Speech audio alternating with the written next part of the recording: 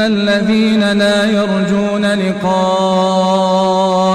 ورضوا بالحياة الدنيا واطمأنوا بها والذين هم عن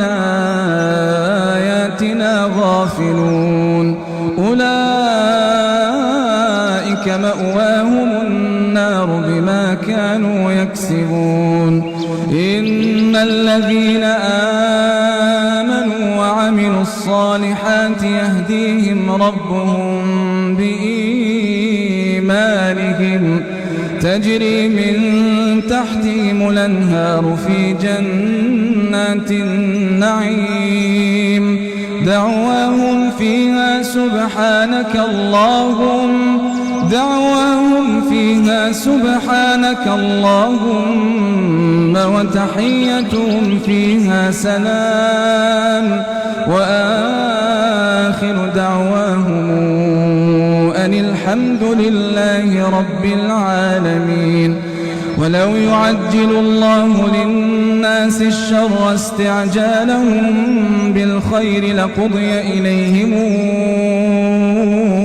أجلهم فنذر الذين لا يرجون لقاءنا في طغيانهم يعمهون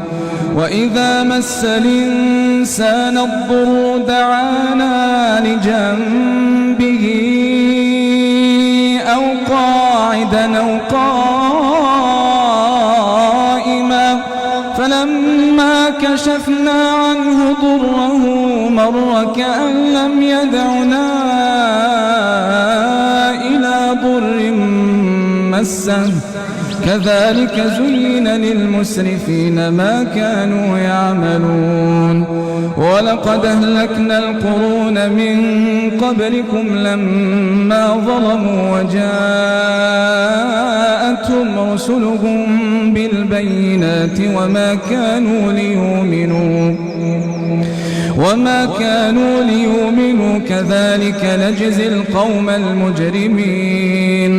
ثم جعلناكم خلائف